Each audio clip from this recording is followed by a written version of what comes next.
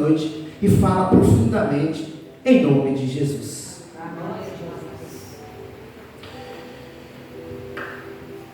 Irmãos, é profundo demais essa pregação, porque quando nós lemos um texto que fala de Elias, não é fácil você narrar essa história. E quando você narra, tem que ter muito cuidado, por causa dos detalhes. Porque o profeta Elias, ele foi um homem o qual Deus usou grandemente. Elias era um homem que ele fez algo que outro não fez: chover fogo do céu. Algo extraordinário, algo grandioso. Irmãos, e muitas das vezes, quando você olha para Elias, você se abisma com este texto. Nossa, um homem como Elias fez chover fogo do céu, e fez isso e fez aquilo, e do nada, por causa de um recado de uma pessoa, de uma mulher, ele corre para o deserto e ali se esconde ali, né? E você às vezes olha e fala: gente, que coisa, hein? E eu te pergunto, quantos de nós às vezes fez muito e às vezes não estava satisfeito, e por causa de um ou outro olhar, ou por causa de um ou outro comentário, nós também acontecemos isso? Queremos nos esconder, queremos entregar o cargo, queremos sumir. E nós muitas das vezes ainda temos a ousadia de dizer que Deus não está conosco, Deus não ouve nossa oração. Irmãos, não é fácil dizer de Elias. Veja que isso é um aprendizado para nós. Imagina você fazer o que Elias fez. Elias desafiou, não foi um, nem dois. Elias desafiou um poder, algo grandioso, como principalmente chegar diante do rei de Israel, de um rei que poderia matá-lo, que poderia persegui-lo, que poderia fazer algo contra ele. Ele chega diante dele, confessa para ele o que Deus manda dizer, que foi o rei Acabe, e depois ele faz algo surpreendente com 450 pessoas. Não foi com um homem só. Ele desafia 450 pessoas de um Deus deles. Porque Elias, ele confiava em quem ele cria, ele servia. Elias, se você pegar a história de Elias, 3 vezes chegou umas certas pessoas e chama ele homem de Deus. O rei mandou você descer, e ele disse: se eu for homem de Deus, que caia fogo sobre vocês e os consuma. Durante 3 vezes. E na 3ª vez, um se prostra diante dele e se humilha. E Deus fala com ele: conheça não. E depois ele desafia os profetas de Baal, 450 pessoas, e mata todos eles. E depois a rainha Jezabel, porque o rei Acabe, parece que, pelo que a Bíblia diz, Acabe não tinha esse caráter de um homem, sabe, de pulso firme, de dar a última palavra. Era a mulher. E ela fala: tomara Deus, os deuses, que assim, nesse mesmo horário, amanhã, eu faça com sua vida como se fosse um dos deles. E ele foge. Ele foge, ele se esconde em uma caverna e chega: Deus, basta. Chega. A exaustão bate na porta de Elias. O cansaço. o desânimo, bate a porta. Elias abatido, cansado, triste, exausto. Elias se esconde. Elias foge. E Elias chega até Deus e fala: Senhor, tira a minha vida, porque eu não sou melhor do que meus pais. Senhor, até agora fiz de tudo. Veja que no texto ele fala: fui zeloso ao Deus dos exércitos. Eu fiz tudo que o Senhor mandou, mas por causa disso querem tirar minha vida. Ele vira para Deus e fala: olha, só eu fiquei, o povo se corromperam, Israel inteiro está corrompido, só eu fiquei. Daqueles que te adoram, daqueles que têm zelo pelo Senhor.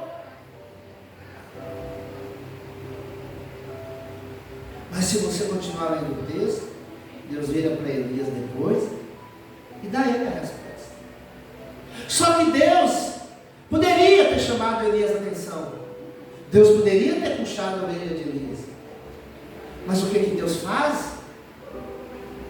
Deus vai lá, envia o seu anjo, toca Elias e cuida de Elias. Porque o cansaço físico estava demais. A mentalidade de Elias estava cansada. O corpo físico estava exausto. Porque, irmão, se você pegar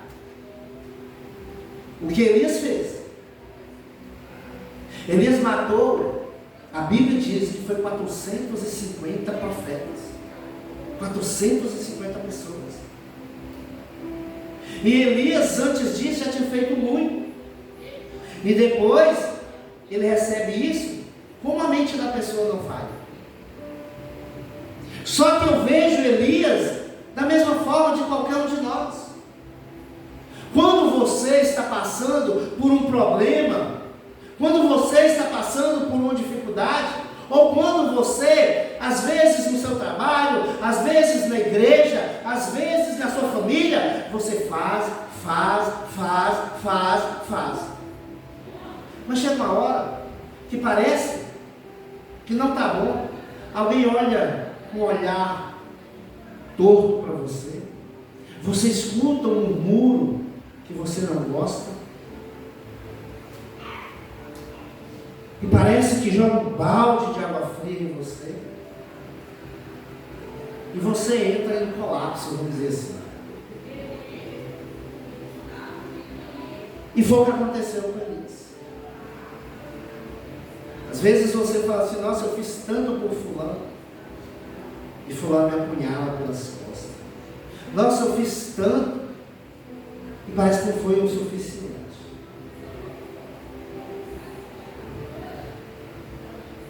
Mas o que Deus queria fazer com Elias era algo além. Da mesma forma que nós. Por que Deus envia o anjo e toca Elias e fala: como? Levanta. Mas só que Elias estava exausto, cansado. Elias torna a deitar-se.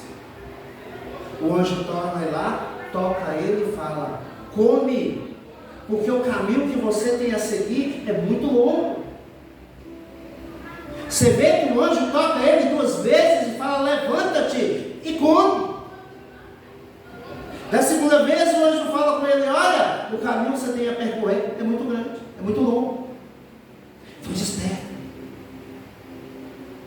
Irmãos, o que você tem que ver nessa história é o cuidado de Deus na hora da crise. O cuidado que Deus tem na hora da dificuldade. Deus, ele não precisa de alarde para dizer para você que ele está cuidando. Ele não precisa de alarde para dizer para você que ele está perto, que ele está vendo, que ele está presente ali. Foi o que aconteceu com Elias. Deus disse para Elias: Elias, sai da caverna que eu vou passar. Elias, sai da caverna, e passa-se um vento. Diz que o vento vinha arrebentando tudo. Deus não estava no vento. E veio um terremoto terremoto, Deus não estava no terremoto. E vem fogo, Deus não estava no fogo. Porque Elias estava acostumado com algo extraordinário, com algo grandioso, com algo sobrenatural, sabe? De fazer chover fogo do céu, de fazer coisas extraordinárias, grandiosas.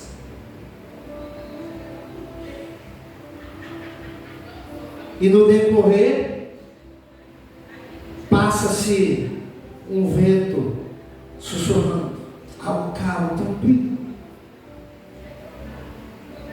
E o que acontece?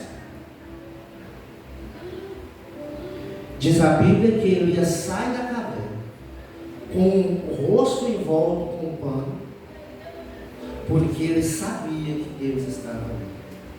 E quem fala com ele através daquele sussurro que passou? O próprio Deus. Elias, o que fazes aqui? Irmão, você tem que entender que Deus muitas vezes age através de uma voz mansa e delicada, não apenas no espetacular. Talvez você tenha passado momentos do mesmo jeito de Elias. Talvez você trabalhou, você fez, você atuou, você cansou, ou está cansado, ou cansado de fazer por aquela pessoa, ou pela família. E vem alguém, ou algo, isso aconteceu comigo. Aconteceu. No final eu quero dar um testemunho, que Deus até hoje está trabalhando em mim.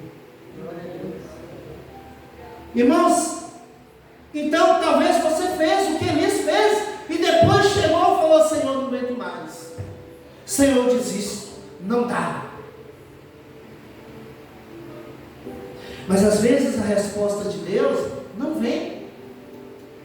Não é do jeito que você quer, é do jeito que Ele quer, é da forma que Ele quer. Deus vira para Elias e fala: Elias, sai da caverna, eu estou indo passar. Acontece algo surpreendente, algo grandioso, algo estrondoso, barulhento. Deus não estava em nenhum desses eventos, nenhum.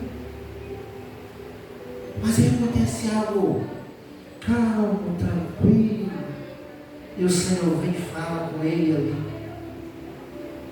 Irmãos, às vezes a calamidade está nos matando, está nos derrubando. E às vezes você espera de Deus algo grandioso. Senhor, levanta um profeta. Senhor, faz um sinal. Senhor, faz uma maravilha para me saber que o Senhor está ouvindo minha oração, para ver que o Senhor está me escutando, para ver que o Senhor prova para mim que o Senhor está. Deus não precisa provar para você. Apocalipse diz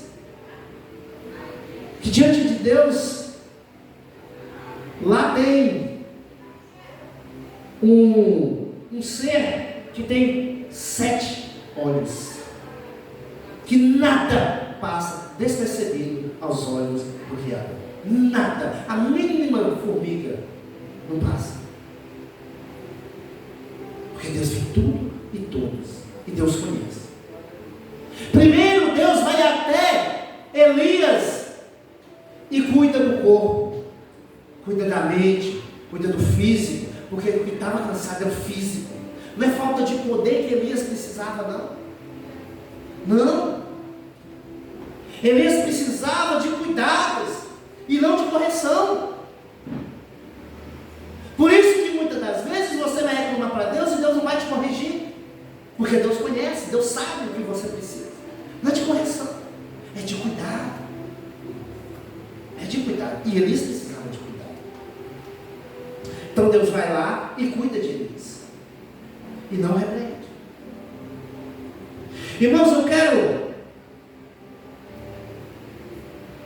O Salmo de número 34, versículo 18, diz o seguinte: perto está o Senhor dos que têm o coração quebrantado, e salva os contritos de espírito.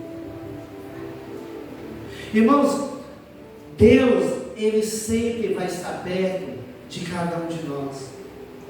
Depende de nós confiarmos. Depende de nós depositar sobre Ele a nossa confiança, a nossa fé. Não estamos sozinhos, mesmo quando nos sentimos isolados. Deus tem o seu remanescente fiel. Elias se sentia sozinho.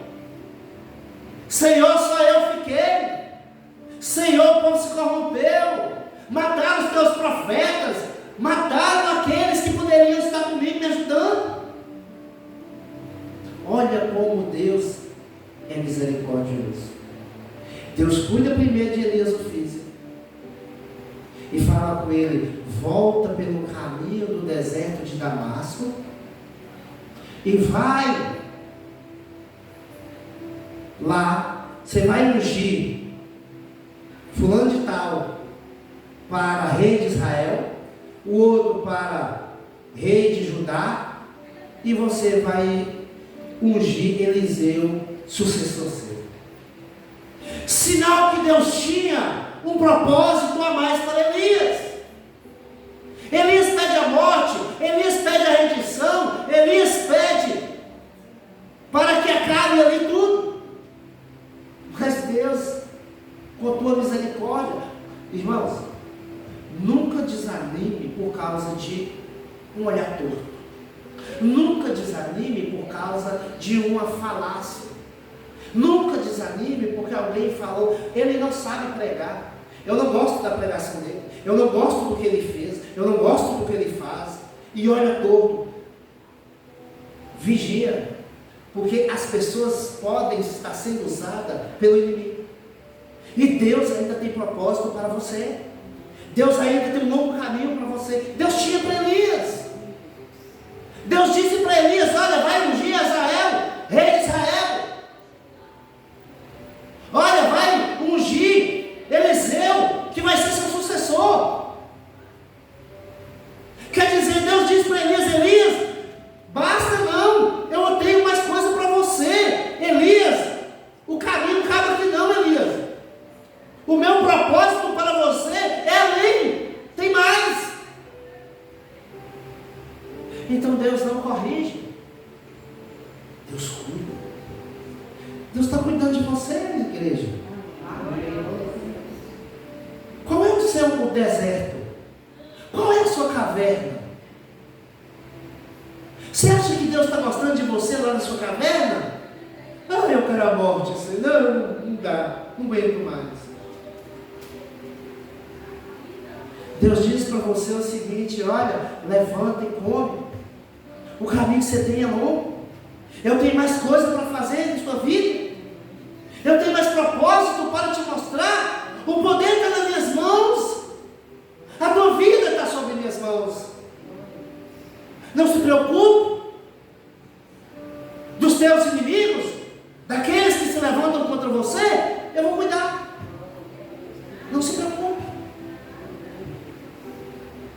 O trabalho de Deus continua, e é importante preparar a próxima geração. Irmãos, talvez nós não vamos compreender jamais o que Deus tem para fazer em nossa vida. Não vamos. Elias teve esse momento? Teve. Quem não tem?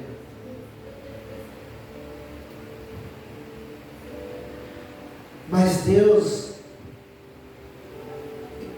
na sua infinita misericórdia, bondade, o seu amor, Ele ampara eles. Ele manda o anjo.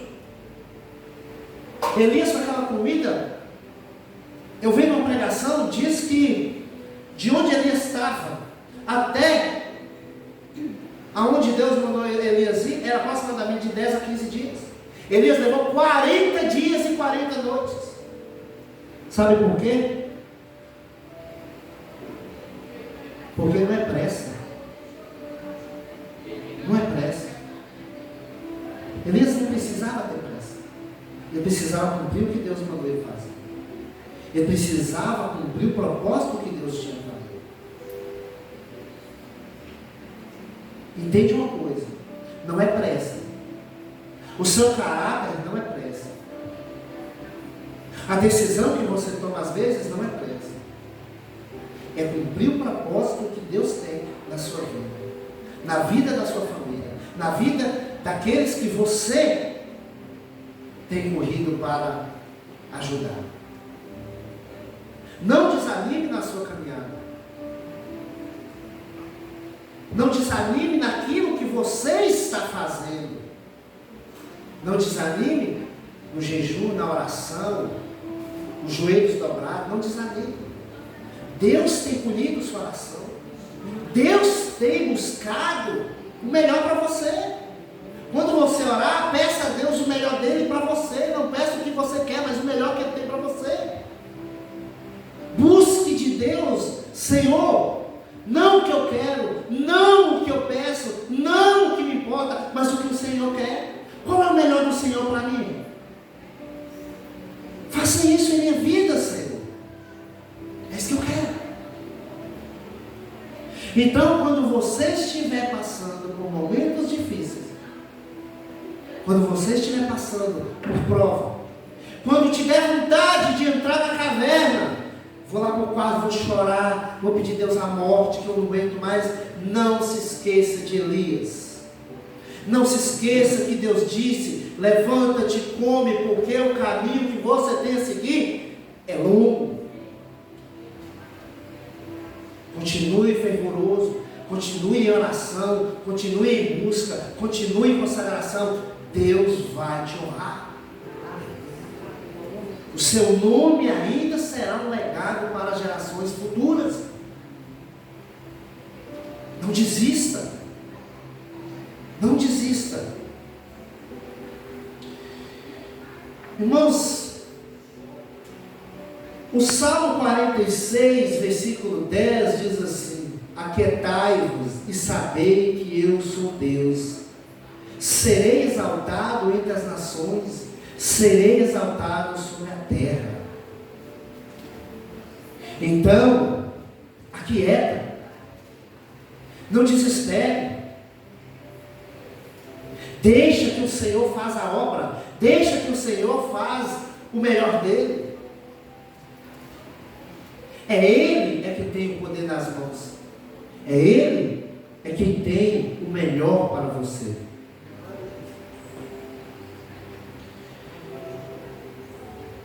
Irmãos, só para fechar, eu quero dar um testemunho rápido. Eu, às vezes, me importo com algumas falas ou com algumas situações, não vou dizer onde e nem as pessoas, mas às vezes a gente vê olhares, falas, comentários, atitudes de pessoas que nos desprezam, nos deixam para baixo, nos deixam incomodados com a atitude delas. Mas eu nunca vi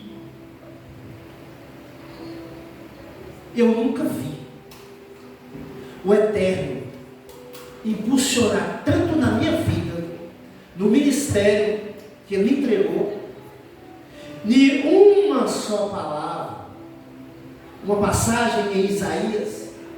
Todas as vezes que eu estou no celular, ou às vezes mandando mensagem, sempre Deus tem batido na mesma tecla, no mesmo Isaías.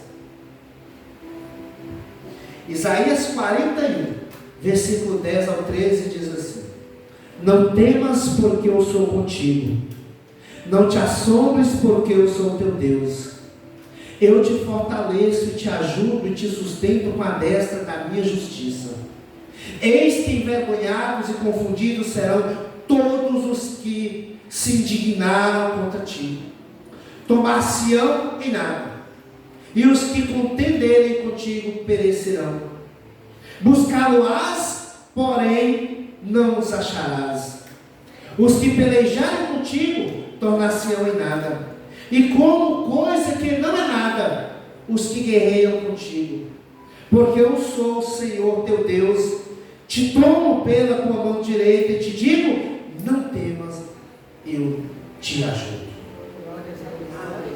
Deus tem insistido esse versículo na minha vida. Todas as vezes que eu venho, Senhor, eu estou cansado. Senhor, eu não... Sabe? Ele sempre joga esse versículo na tela do meu celular. Sempre. Eu falo com ele: Senhor, se é o Senhor, seja feito conforme a tua vontade. Então, igreja, que Deus te abençoe, que o propósito de sua vida não fique esquecido. Deixa Deus agir, deixa Deus trabalhar. Que o Senhor Jesus te cubra de bênção, em nome de Jesus. Irmãos, é com muito prazer